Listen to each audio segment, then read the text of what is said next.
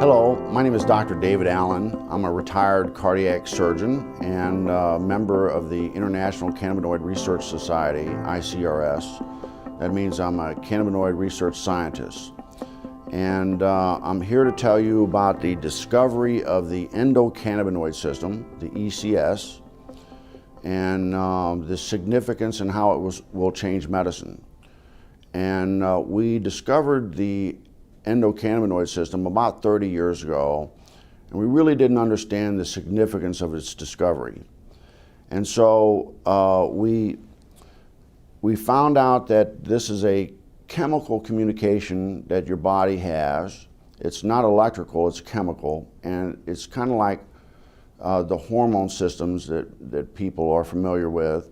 And your body makes these cannabinoids. They're endogenous, so they're endocannabinoids, and they perform some miraculous functions in the body. And we're just learning the significance of these functions.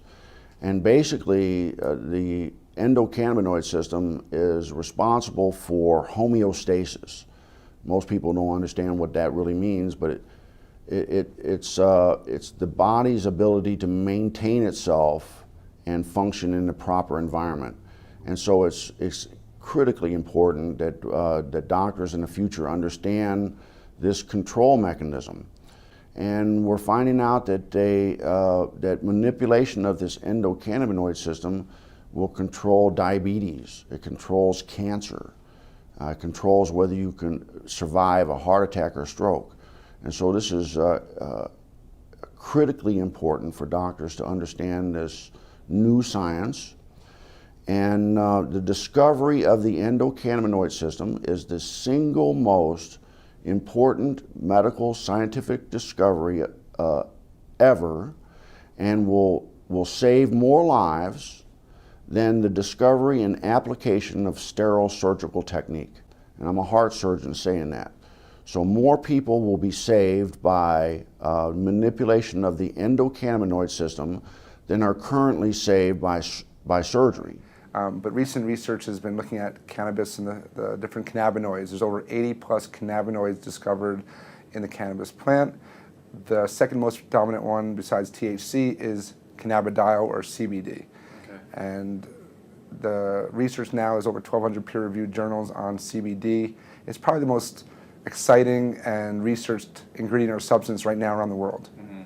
It doesn't have the psychoactive or high that is associated with THC, but it has a tremendous amount of other benefits, including research shows anti-seizure, anti-epileptic, which is why it's gotten a lot of popularity. You do a lot with children with seizure disorders, and they're getting benefits from this plant in a safe, non-toxic way versus all these drugs that typically don't work. Mm-hmm. And there's neuroprotective benefits, so you see a lot with concussions and the NFL. There's a lot of research being done now with chronic traumatic encephalopathy, or chronically banging your head a lot.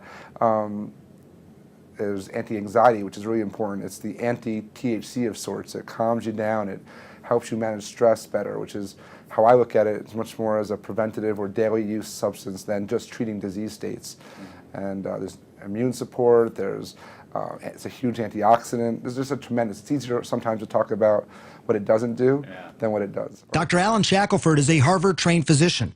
He's also among a handful of doctors in Colorado who give prescriptions for medical marijuana.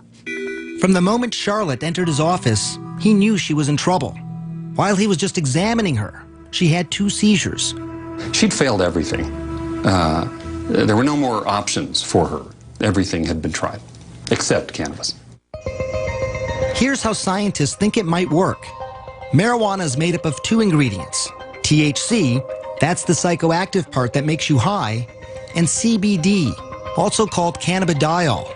It's the CBD that scientists think modulates electrical and chemical activity to help quiet the excessive activity in the brain that causes seizures. I've been telling my patients to cut out. Dr. Julie Holland is the editor of The Pot Book, a complete guide to cannabis. For a long time, the work on cannabis and epilepsy was sort of inconclusive. Maybe it works, maybe it doesn't. They couldn't quite figure it out. And it's only when they really started separating THC from CBD that they saw, definitively, yes, CBD seems to really stop seizures. So in the 1930s, they made tinctures. What were they making the tinctures for, and why were they doing these tinctures? Well, I mean, the medicinal uses of hemp are just numerous. The hemp helps, well, we can talk about the cancer effects of hemp, but it helps with inflammation. It's very anti-inflammatory. It helps with seizures. It's very effective with PTSD for the vets that are coming back that have post-traumatic traumatic stress disorder. Very effective at treating that. It's an anti-inflammatory. But then the uses of hemp for cancer, what I've studied, because of my book, Cancer Step Outside the Box, and the number of cancers, there's about a dozen different cancers that have been studied in depth with medicinal marijuana, with hemp. And so the studies, from brain cancer to prostate cancer to pancreatic cancer, uterine cancer, cervical cancer, prostate cancer, it's amazing. Okay, so what is in hemp that it's this THC, correct? Well, there's chemicals that are called cannabinoids. Right. THC is short for delta-9 tetrahydrocannabinol. I'm glad you said it because I couldn't. That's the only time I'll get it right. I'm glad I got it right. So that's the one, THC is the one cannabinoid that everyone's familiar with. That's the one that's psychoactive, and that's the one that gets you high if you smoke it. Okay. But there's other cannabinoids. One is called CBD, cannabidiol, and it's very medicinally used. There's no psychoactive component of CBD. So what do? Extract these and make tinctures, or you can make tea out of? You can make tea. You can eat it. It's a great superfood. You're into raw. A lot of people use raw hemp in their superfoods. Well, do you get high off of hemp if you eat it as a superfood? No, well, or just the seeds. You've got to heat the THC to make it become psychoactive. So people that eat the plant, they put in a smoothie.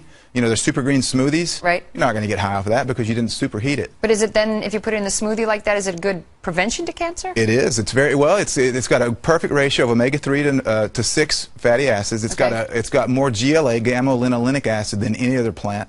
So it's got some really great fats. You're well aware of the importance of good fats in your diet. Yeah. So hemp it's a perfect superfood to eat. But it's also medicinal. I just never understood why hemp had gotten such a bad rap, and now I understand that it was really politically motivated by somebody who owned basically trees and didn't want to be in competition with the hemp to make paper. And yet, throughout the years after that, so many people suffered because of that. Yeah. So I guess it's actually a good thing that people are coming around a little bit. It is. I'm really encouraged about the different legislation in different states that are trying to legalize medicinal hemp, because of the fact that it is so good. It's not just a superfood. It's not just great for industrial uses, as we've mentioned, but it's a really good medicine. Thank you so much for coming on, Ty. I really appreciate you being here. Thank you, Carol.